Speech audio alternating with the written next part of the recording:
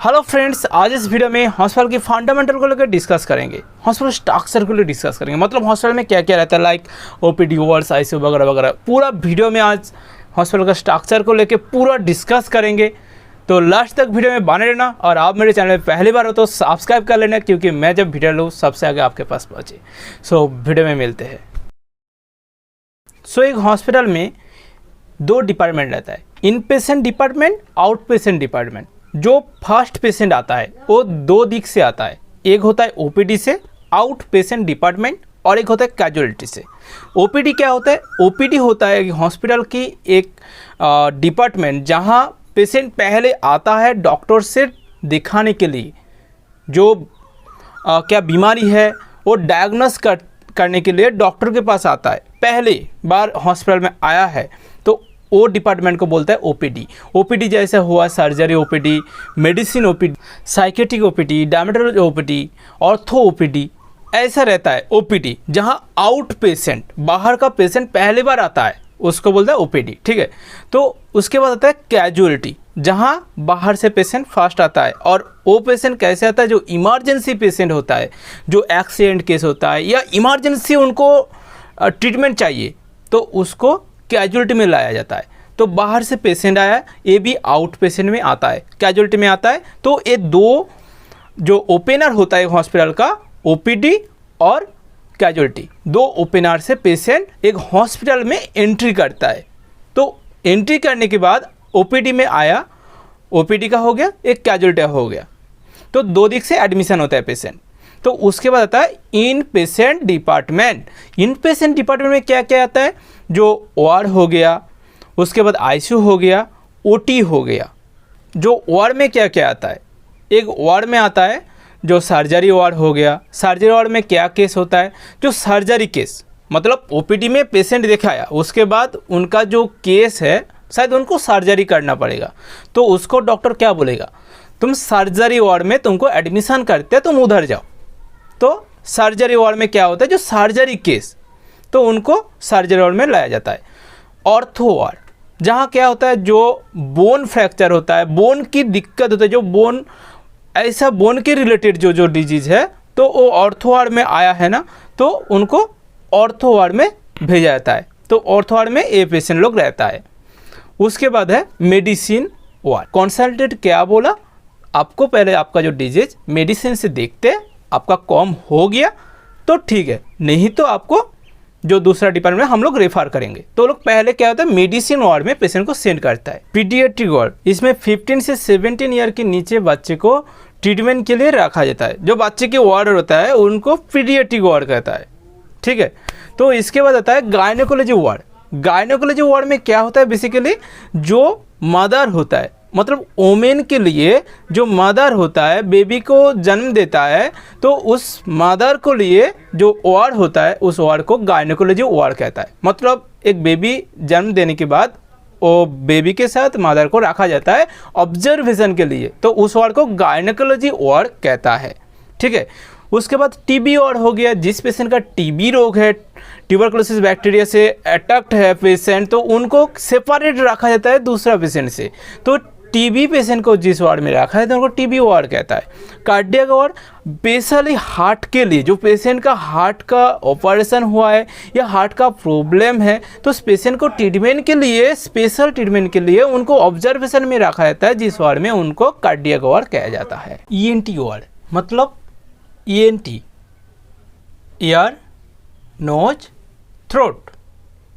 तो इसके ऊपर जो ट्रीटमेंट होता है पेशेंट का, तो उस पेशेंट को ईएनटी वार्ड में रखा जाता है। मतलब ईयर का प्रॉब्लम हो गया, नोज का प्रॉब्लम है, थ्रोट का प्रॉब्लम है, तो उन पेशेंट को जो वार्ड में रखा जाता है उनको ईएनटी वार्ड कहता है। साइकेट्रिक वार्ड, साइकेट्रिक पेशेंट को जो वार्ड में रखा जाता है, मतलब जो साइको पेशेंट होता है, उनको मेंटली सपोर्ट देने के लिए उनको स्पेशल ऑब्जर्वेशन में रखा जाता है जिस वार्ड में, तो उस वार्ड को साइकेट्रिक वार्ड कहता है। ऑप्थल वार्ड, जो पेशेंट का अगर आंखों का प्रॉब्लम है, तो उन पेशेंट को जो ट्रीटमेंट होता है जिस वार्ड में, उनको ऑप्थल वार्ड कहता है। तो ये हो गया जो वार्ड के बारे में पूरा इतना वार्ड एक हॉस्पिटल में रहता है जहां पेशेंट का ट्रीटमेंट चलता है। इसके बाद एक हॉस्पिटल की वाइटल्स जो पॉइंट रहता है, जो जो सेक्शन रहता है उसके ऊपर बात करते हैं।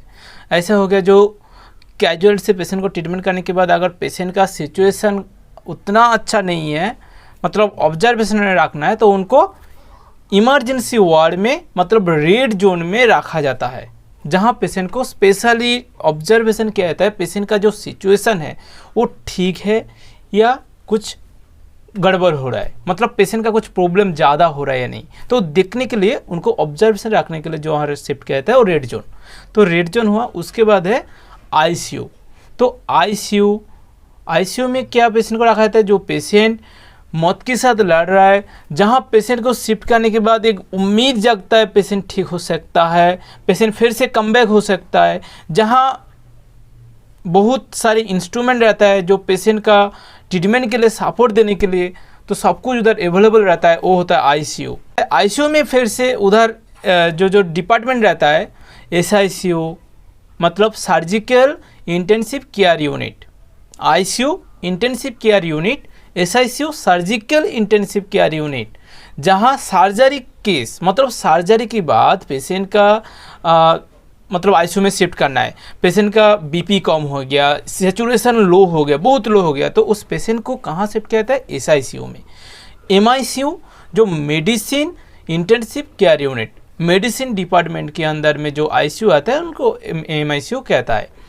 उसके बाद पीआईसीयू, पीडियाट्रिक पेशेंट, मतलब जो 15 और 17 ईयर्स के नीचे जो बच्चे होता है, तो उनका अगर आईसीयू में रखना होता है तो उनको पीआईसीयू में शिफ्ट किया जाता है, जहाँ क्या होता है वो बच्चे लोगों को ट्रीटमेंट के लिए जो आईसीयू होता है उनको पीआईसीयू कहता है, मतलब paediatric intensive care unit. NICU neonatal intensive care unit. Neonate किसको बोलता है, जो 30 डेज के अंदर जो बेबी उनको नियोनेट कहता है। तो अगर इस बेबी को कुछ हुआ है जिसको इमीडिएट आईसीयू के अंदर शिफ्ट करना है, तो उसका जो डिपार्टमेंट रहता है उनको एनआईसीयू में शिफ्ट किया जाता है, जहां बेबी को केयर किया जाता है, तो उसको नियोनेटल इंटेंसिव केयर यूनिट या एनआईसीयू कहता है।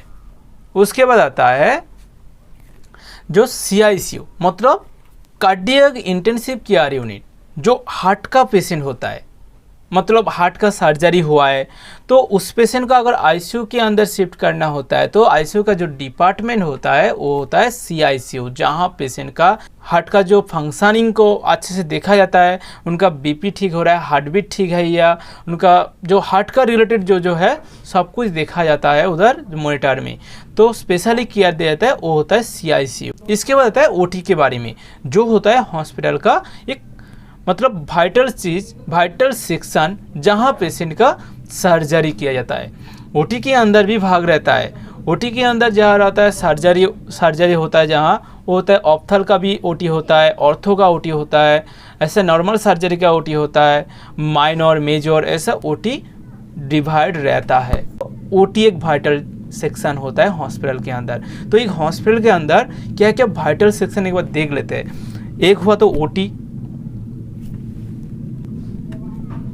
ये सारी होता है एक वाइटल सेक्शन। उसके बाद और जो एसेसरी, मतलब एक हॉस्पिटल को डेवलप करने के लिए जो चाहिए होता है, तो जो ब्लड वगैरह या यूरिन वगैरह जो टेस्टिंग के लिए जहाँ सेंड किया जाता है, तो उसके लिए भी एक सेक्शन रखना चाहिए, तो वो होता है लेबोरेटरी। लेबोरेटरी एक सुपर स्पेशलिटी हॉस्पिटल में रहना चाहिए।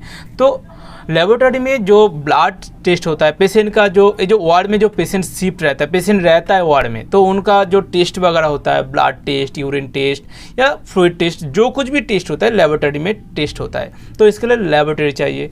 उसके बाद आता है डायलिसिस। एक हॉस्पिटल के अंदर डायलिसिस भी रखना चाहिए, क्योंकि जिसका किडनी प्रॉब्लम है, तो उसके लिए अगर उनका डायलिसिस चलना चाहिए, तो उसके लिए एक डायलिसिस भी होना चाहिए, जहाँ क्या होता है पेशेंट का एक मशीन के द्वारा से बॉडी का जो ब्लड होता है, मतलब किडनी का काम क्या होता है, ब्लड को प्यूरिफाई करना, तो किडनी फंक्शन कम हो गया, तो उसके लिए मशीन के द्वारा से उनका ब्लड को क्लीन किया जाता है, मतलब प्यूरिफाई किया जाता है, वो होता है डायलिसिस रूम। तो ये हो गया। तो इसके बाद आया है रेडियोलॉजी सेक्शन। रेडियोलॉजी सेक्शन के अंदर क्या क्या होता है, पेशेंट का अगर बोन फ्रैक्चर हुआ है तो उनका एक्सरे करना चाहिए, तो एक्सरे कहाँ होता है, रेडियोलॉजी में होता है। सीटी स्कैन करना होता है वो कहाँ होता है, रेडियोलॉजी में होता है। जो स्कैन वगैरह होता है उस और एक्सरे वगैरह सब रेडियोलॉजी के अंदर होता है। तो रेडियोलॉजी एक डिपार्टमेंट होता है, उसके अंदर भी एक सारी सब काम होता है। और एक जो वाइटल सेक्शन होता है वो फार्मेसी, बाद में बोल रहा है, बट ये वाइटल्स होता है एक हॉस्पिटल के अंदर, क्योंकि फार्मेसी नहीं होगा तो पेशेंट का मेडिसिन कहाँ से आएगा, तो एक फार्मेसी होना जरूरी है। तो एक हॉस्पिटल में ऑन टाइम फार्मेसी मतलब फुल टाइम ओपन रहेगा ऐसा फार्मेसी होना जरूरी है। तो फार्मेसी जहाँ मेडिसिन वगैरह सब कुछ रहता है, जहाँ हॉस्पिटल का अगर नेसेसरी है, हॉस्पिटल किसी पेशेंट का अगर ज़रूरत पड़ गया तो उधर से वो मेडिसिन ले सकता है। तो वो हो गया होगी हॉस्पिटल के अंदर फार्मेसी। और एक होता है जो वाइटल चीज़, वो होता है BMW मैनेजमेंट, मतलब बायोमेडिकल वेस्ट मैनेजमेंट। वो एक डिपार्टमेंट होता है, मतलब जो वार्ड में जो डस्टबिन रहता है, मतलब क्या बोलता है, वेस्ट प्रोडक्ट को yellow bean, red bean, white bean, black bean, ये जो बीन में डाला जाता है, तो वो सारी सब चीज़ को जो वार्ड रहता है हर वार्ड से वो सब चीज़ को डिवाइड करके लाके एक हॉस्पिटल की साइड में एक प्लेस होता है जहाँ उनको स्टॉक किया जाता है, जहाँ से उनको दूसरी जगह सेंड किया जाता है जो उनका काम होता है उसके लिए। मतलब वो जो अगर कुछ डिस्ट्रॉय करने के लिए जो इन्फेक्शन वगैरह चीज़ है उनको डिस्ट्रॉय करने के लिए दूसरा काम होता है, तो वो सेक्शन होता है BMW मैनेजमेंट का सेक्शन। सो उम्मीद करता हूँ आज इस वीडियो में मैं जो कुछ भी बोला हूँ आप लोग शायद समझ चुके हो। एक हॉस्पिटल का फंडामेंटल मतलब एक हॉस्पिटल स्ट्रक्चर में क्या क्या रहता है, एक हॉस्पिटल में मतलब इतना सब कुछ रहता है, शायद आप लोग जान चुके हो। और आपको मेरा इस वीडियो अच्छा लगा तो लाइक कर देना, और हमारे चैनल में पहली बार तो सब्सक्राइब कर देना और साइड में नोटिफिकेशन बेल को ऑन कर देना। सो मिलते हैं नेक्स्ट वीडियो में, तब तक सब लोग अच्छे रहना, बाय।